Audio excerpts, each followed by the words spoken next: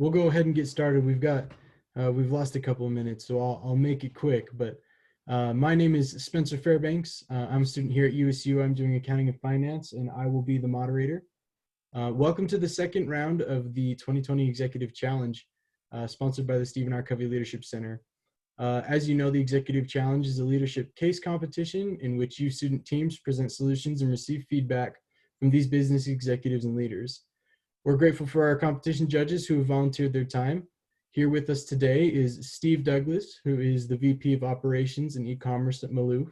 His experience as VP includes a demonstrated history of working in the consumer goods industry with skills in management, strategic planning, marketing, sales, data analysis, forecasting, and account management. We also have with us Dave Jenkins, who founded Conservice in 2000, and he currently serves as chairman of the board.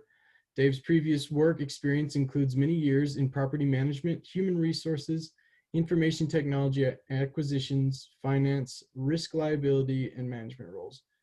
And then we have Boyd Craig, who is the founder, chairman, and CEO of Leader.org, a nonprofit foundation that develops vital leadership and life skills in the world's underserved children and youth. Boyd served as partner to the late Stephen R. Covey and collaborated with Dr. Covey in producing multiple books and articles on leadership. And with us, we also have Brian King, who is Dr. Brian King. He is actually at the ER right now, so he may join the meeting soon. But he is an orthopedic surgery specialist in Logan, Utah, and has over 30 years of experience in the medical field. And he is affiliated with the Logan Regional Hospital. Just as a quick refresher, you'll have 10 minutes to present. I'll message you when you have 1 minute left, and then I'll stop you once your 10 minutes are up. And that will be a hard stop, so just be aware of that. After that, the judges will have an additional 10 minutes to provide questions and feedback. So the time is yours, starting in 5, 4, 3. Well, thank you so much for giving us time today. We're very eager to improve the culture of Oxford University Hospital together with you. And we're very cognizant of our current situation, yet we see the value in looking to the future. Therefore, we have extrapolated our immediate plan of action to develop a 1-year, a 3-year, and a 5-year plan, each with their own objectives to achieve. And these plans highlight employee success, patient care, and our hospital facilities. And part of the reason that we developed these plans was because we know that culture can't be changed overnight.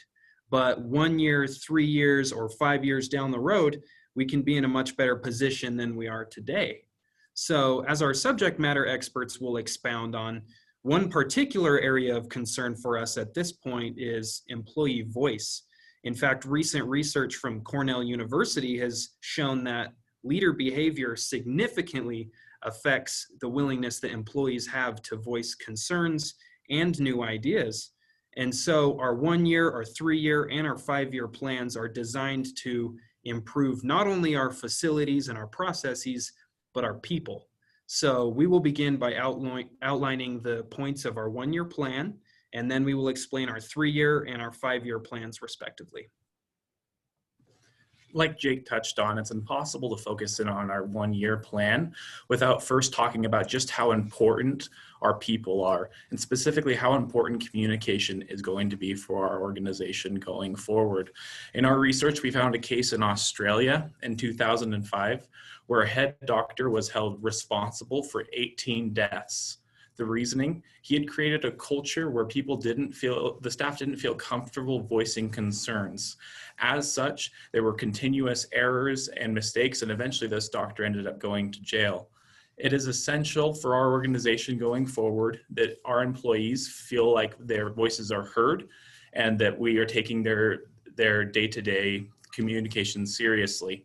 One thing that we'll be doing in the first year and that we'll continue to do is we've had success with our daily Scrum in the past, which has been we have a daily meeting to go over the important news from our organization delivered in small groups so that we can answer questions and everyone can understand what are the goals for today, what are the most important things we could be doing within our organization today, what their roles and responsibilities are.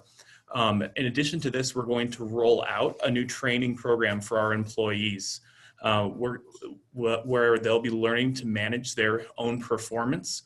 We found in research that as we give employees ownership over their career and over their successes, they will continue to, one, improve their morale, as well as just have a more fulfilling life, both at work and away from work. And we believe that as we continue to help our employees better take care of themselves, they will in turn be in a better position to go out and take care of the public moving forward.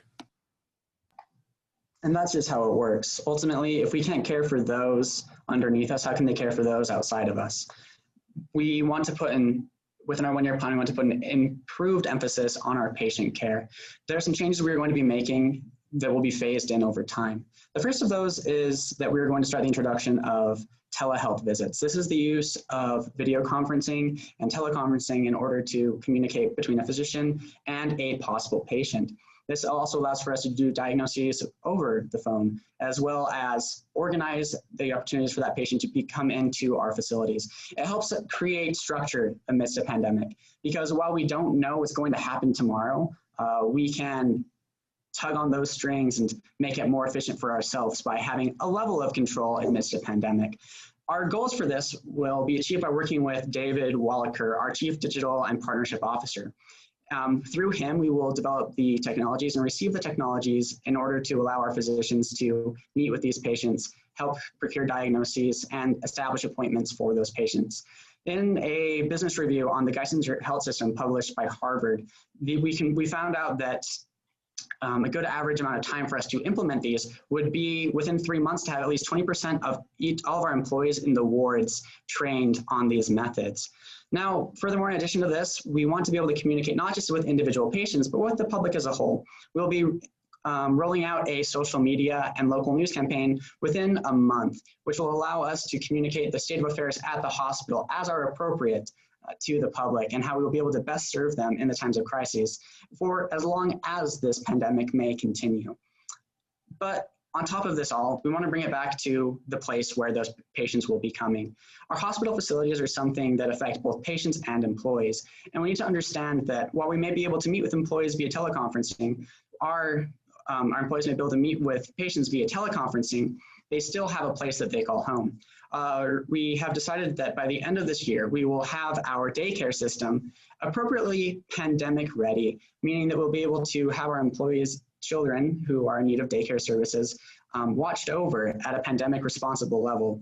In addition to this effort, we will be start the ball rolling by working with Jason Dorsett to allocate funding for something that we call the Better Break Room Brainchild. This is a program to improve employee resources within our hospitals, starting on the break room level. However, we know that with all of these things, be it our patient care, via teleconferencing, and also our brainchild, the Better Break Room, we will run into some financial obstacles. Last year, we were able to hit over 800 million pounds in operating income, as well as we were able to have a surplus of 13 million pounds, an operating surplus of 13 million pounds, which was larger than what we were anticipating, which we were anticipating 10 million pounds. Our track record of high performance, we believe, justifies further improvements going forward, and we believe that we can receive those funds from the NHS in order to invest in our facilities and our people, in order to become a better organization overall moving forward, especially as we move into our 3- and 5-year plans. Building off of the momentum that we find ourselves in, being in a favorable financial position, it's important that we put emphasis on the employee experience. This contributes directly to the employee culture. With the financial position that we're in, we find it feasible that within 3 years, we can develop plans to begin construction for a gym on campus of OUH and expanded facilities that provide employees with, as was mentioned before, the better break rooms and the support. This comes with an upfront cost. However, it comes with the immense benefits of employee morale increasing, employee teamwork increasing, and also the ability for OUH to attract the highest level of talent in the medical field in the area. Additionally, within 3 years, we want to engage in direct conversations with Sarah Randall, our Chief Operating Officer, and David Wallaker, our Chief Digital and Partnership Officer, to increase our telehealth communication ability. Within 3 years, we would like 50%. We would like to set a goal. 50% of each ward in the hospital is trained and prepared to treat and receive patients through telehealth. The number of patients we would like to receive through telehealth are 60% of our planned visits that do not require any type of testing. In addition to our telehealth and our increased facilities, we'd like to increase our budget as far as employee educational understanding and development. We believe it's important and it's critical that the NHS come together to develop and approve a plan of employee education, which allows them to increase their amount of educational credits and expand their abilities and value to both themselves and the hospital as a whole. Now, within 5 years, we believe it is so important to continue on this momentum, and we have an aggressive goal of 75% of each hospital ward to be trained in telehealth support. We'll be ready for a pandemic within a pandemic, with decreased costs of the amount of patients that we need to onboard and enlist on the hospital records, and also a decreased amount of stress on our employees at large. And within 5 years, our gym system will be completed and operational. And at the end of 5 years, we'll be able to look back and ask ourselves, how will the actions that we have done within the last 5 years impacted the employee culture itself? And there are 3 important things to consider. 1, we have the increased ability for our employees to stay active and healthy. We increase and improve communications with our individual teams, and we help our employees grow in their trust, reliability, and their confidence in the highest level of leadership in OUH and in the NHS. And with that, we would like to leave the rest of the time for any questions that you might have. Perfect. So just to note, you had about 25 seconds left, so you're right on time. Good job. We will now turn the time over to the judges to give some feedback and some questions. Right.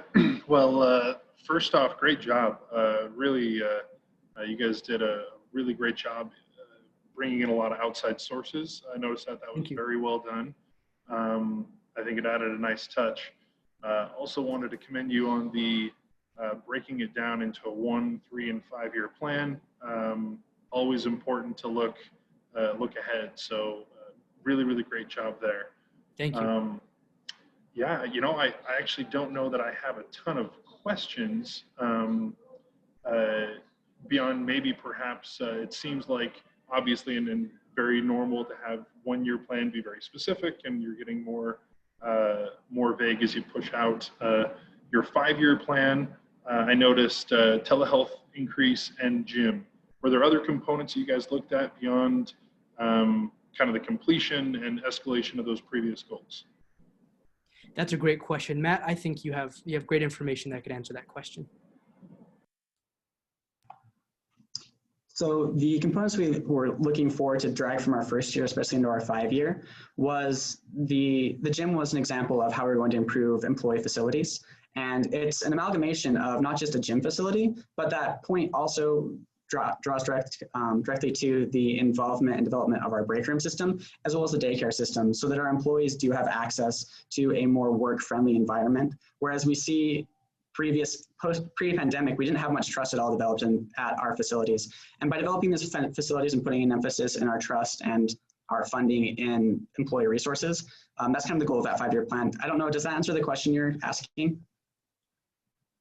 Yeah, I think so. Sounds like you'd be looking for potentially additional ways to continue to drive that employee engagement and experience in addition to those things you mentioned. So I did also fail to mention mad props for including the giving employees ownership of their own growth.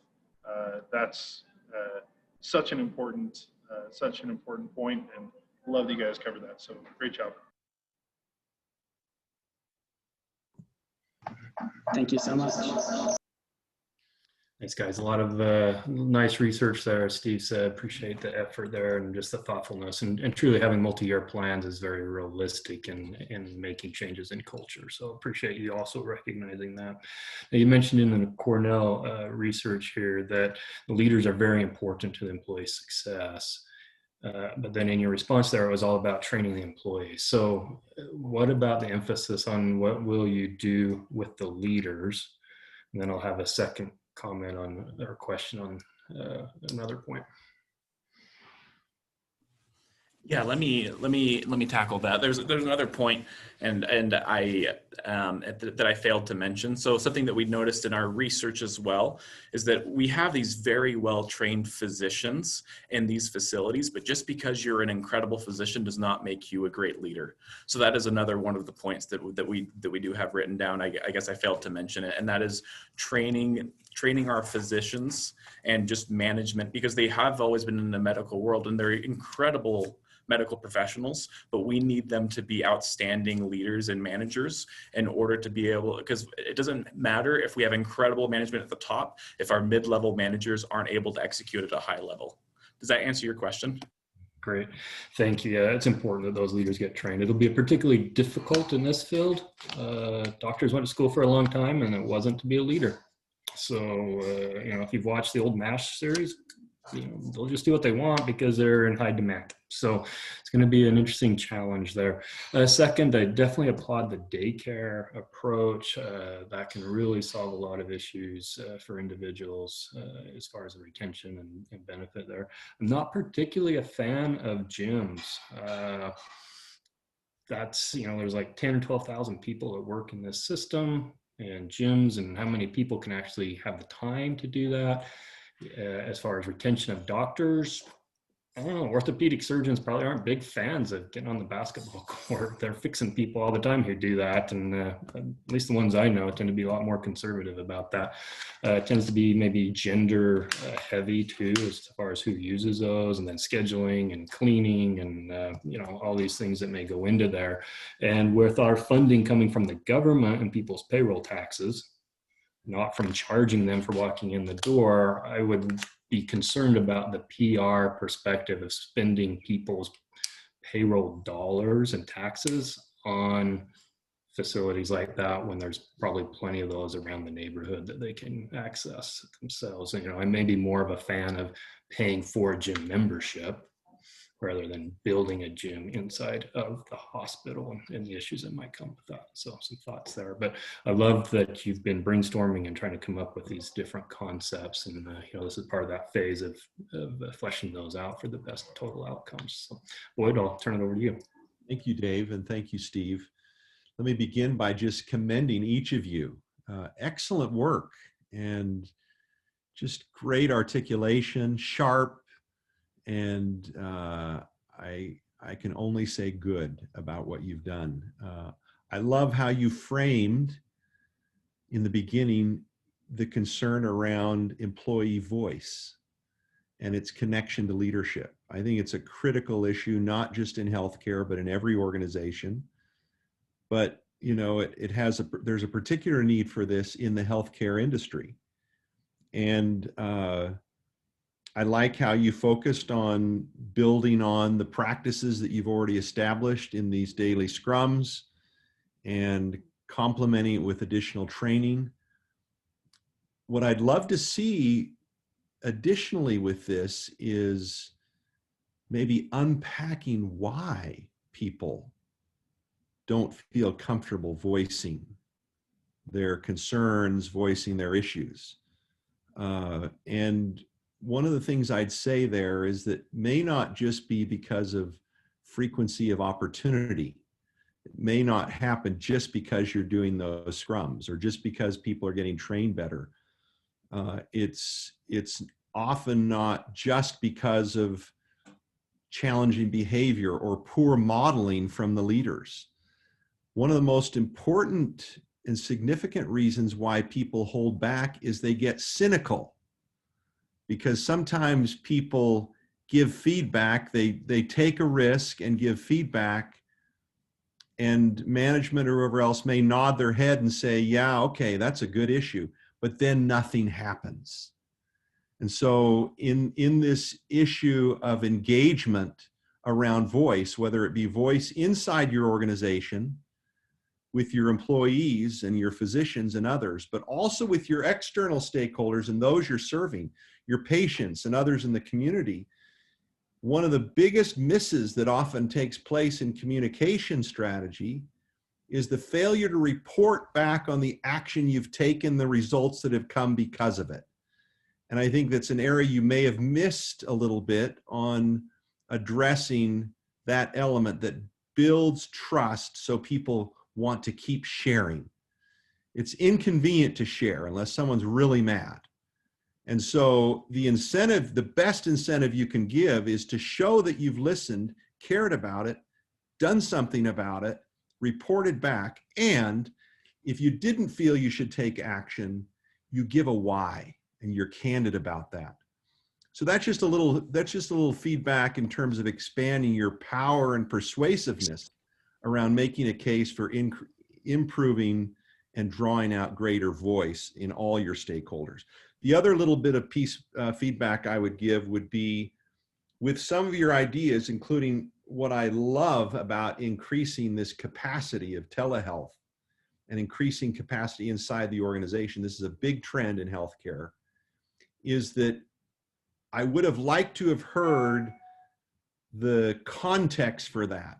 Since you're in an NHS system, a government system, what is the capacity you have to make changes and increase significantly in that area, whether it be the funding it takes to increase that or whatever it might be. So in several of your points, I would have loved to have heard more understanding showing that your ideas are feasible inside the NHS system. So thanks, great job, guys. Thank you, Boyd.